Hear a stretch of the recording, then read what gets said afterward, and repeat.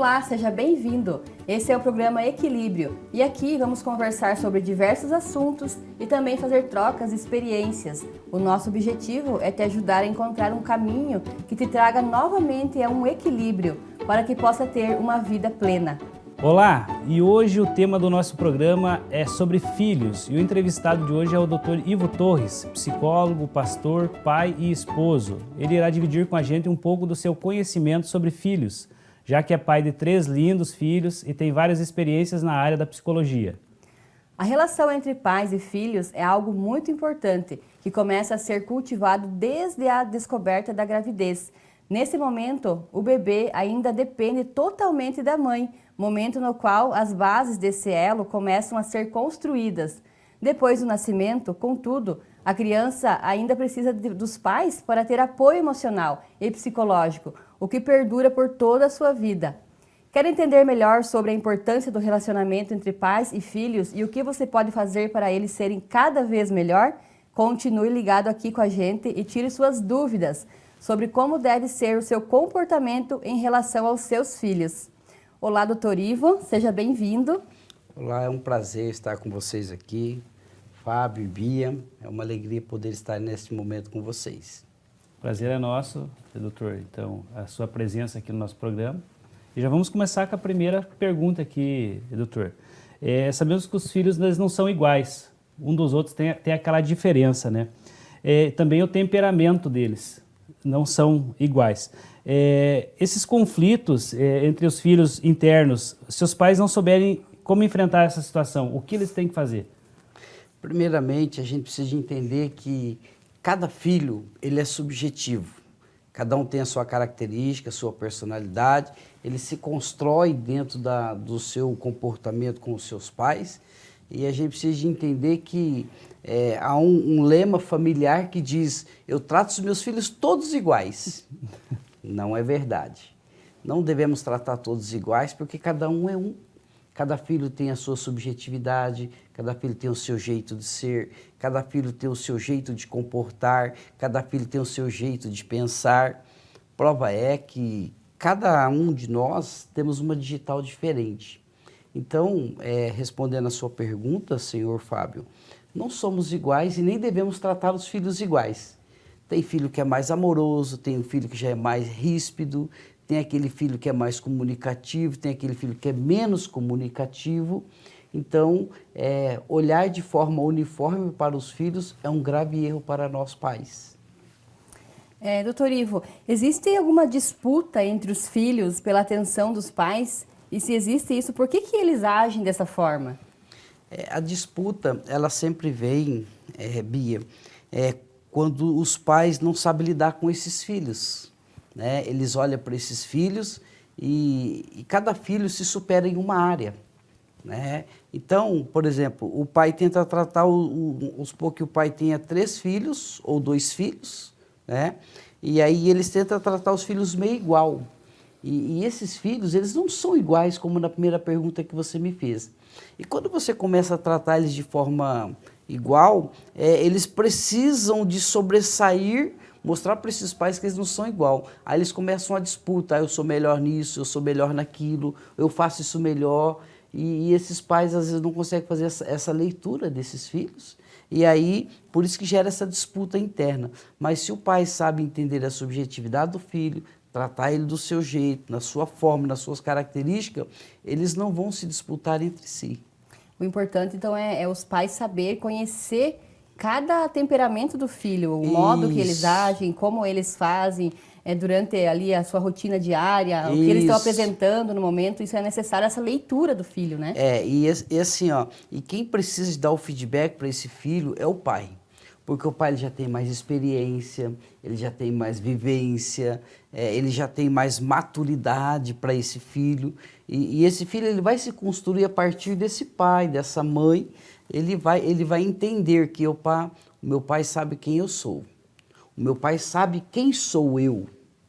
Então ele não vai precisar de querer espaço ou conquistar espaço, porque ele já tem essa leitura desse pai. Doutor Ivo, e quando não há o convívio, digamos assim, de casais separados numa situação dessa, como fica essa situação? Porque não está convivendo todos os dias. aí de repente talvez o pai não more na casa e chega lá e dá mais atenção para um, para outro, ou tenta dar da mesma forma, não acaba criando mais conflitos ainda? A separação ela é um processo que, na leitura do filho para com o pai entende que o filho entende que esses pais, né, eles são programados para ficar junto para o resto da vida, na leitura Sim. desse filho, porque ele já entendeu o afeto do pai, já entendeu o afeto da mãe. Quando esses pais se separam, vai gerar nele uma ruptura dessa leitura, né? E provavelmente, na maioria desses filhos, eles não vão entender de forma saudável essa separação. E aí, esses pais, nós estamos dizendo que não há, como diz, que não há problema se separar. Mas quando se separa, traz esse problema para esse filho. Então, esse pai precisa de fazer o entendimento com esse filho, né? Um exemplo que o pai, geralmente na separação, eles se afastam um do outro, o casal. E quando esse pai vem ver o filho, ou na contramão a mãe vem ver o filho, né, ela não pode mudar esse comportamento com esse filho. Ela precisa tratar com o mesmo amor, com o mesmo carinho, entendendo a sua subjetividade. E é lógico que a distanciamento do filho, esse pai ou essa mãe, eles vão perder a leitura desse filho. Então eles vão chegar a aproximar do filho, né, sem saber como é que está esse filho, como é que está agindo esse filho. Aí é que é o problema. Porque aí você começa a tratar diferenciado esse filho.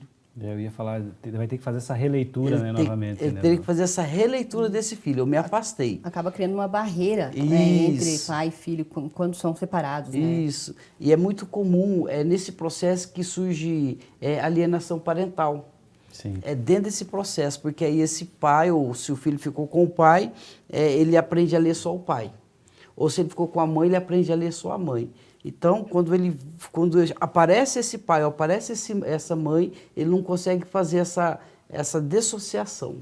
Ou seja, aí por isso que a gente tem muita dificuldade quando tem as separações, porque com quem o filho fica, ele se alia a essa pessoa, que é o pai ou a mãe, e aí fica difícil fazer essa leitura quando o outro chega para fazer o relacionamento entre pai e filho.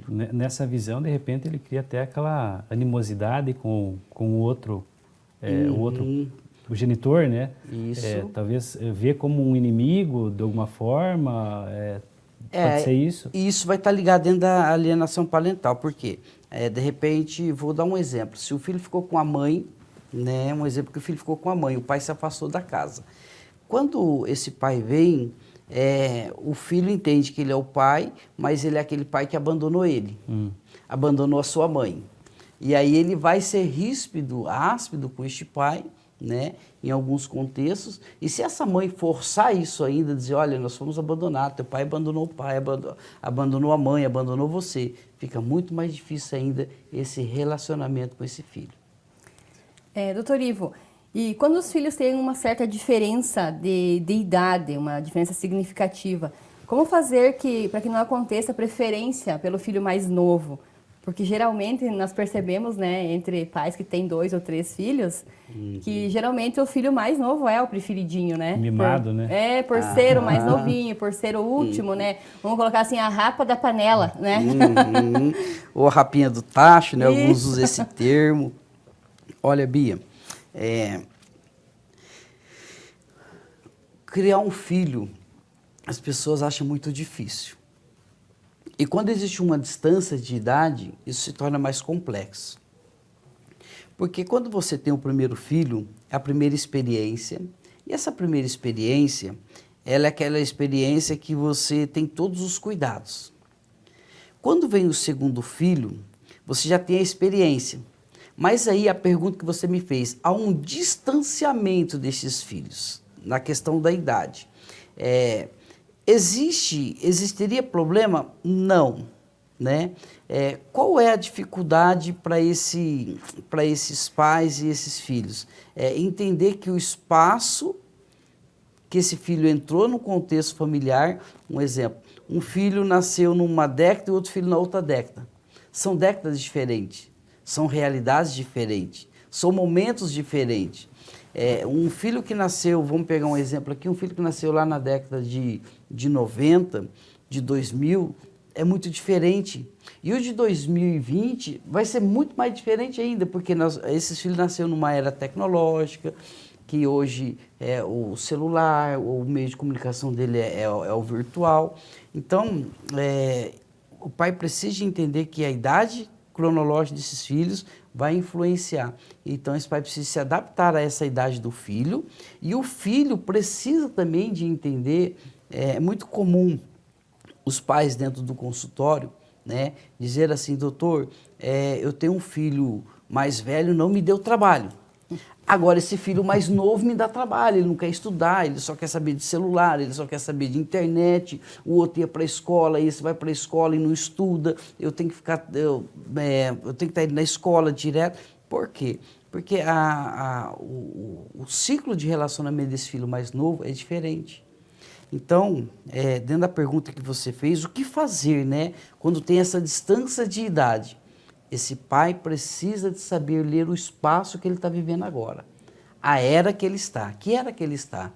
Eu sempre falo assim, os filhos eles têm as eras dele. Tem o filho era da pedra, né? o era moderno, contemporâneo e a era tecnológica. Hoje eles namoram por celular e se largam por celular também, né? Então, a gente tem que entender essas épocas deles para ficar mais fácil esse distanciamento de idade.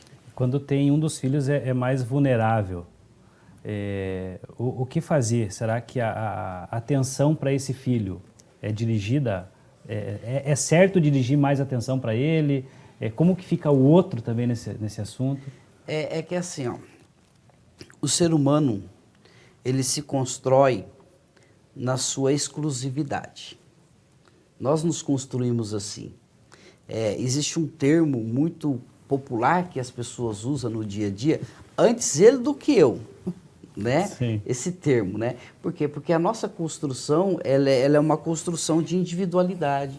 Nós nos construímos de forma individual. E aí, quando esse pai olha para esse filho, ele tem a sua individualidade, só que como diferenciar esse tratamento? Um trata de um jeito, outro trata de outro jeito. Como você me perguntou, aquele filho que o pai trata ele com mais cuidado, com mais proteção, e o outro filho ele trata com menos cuidado, menos proteção. Depende muito desses filhos. Por exemplo, um pai tem 2 filhos, um filho nasceu saudável, ok, o outro nasceu prematuro. Um exemplo. Esse pai já vai cuidar desse filho prematuro diferente, por causa das fragilidades. Certo. Então, geralmente, o cuidado diferenciado, muitas das vezes, está ligado na questão da saúde desse filho.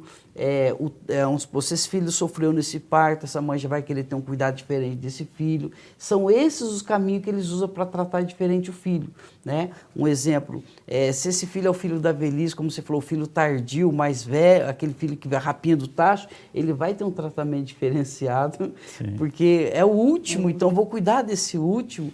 Então, Fábio, a pergunta que você me faz, eu digo o seguinte, vai depender muito do contexto que esse filho nasceu, né? Se ele teve alguma situação ou algum problema de dificuldade de saúde, ou até mesmo, isso acontecia há tempos atrás, agora já não acontece muito, quando o filho é muito pequenininho, nasce muito pequeno, né? Então a mãe quer dar comida forte, quer alimentar ele é meio raquitinho, então a mãe quer cuidar dele de forma diferente, né? Para ele ficar forte, porque a mãe, o pai, ele entende que o filho, ele comendo bem, ele vai ser saudável, né? E nem sempre é assim. Então as diferenças do tratamento é mais nesse sentido, é quando tem essa questão ou de doença, ou de alguma fragilidade que essa criança representa. Esse é realmente um assunto de extrema importância, mas agora faremos um breve intervalo. Não sai daí que já voltamos para continuar nosso encontro com o tema Filhos.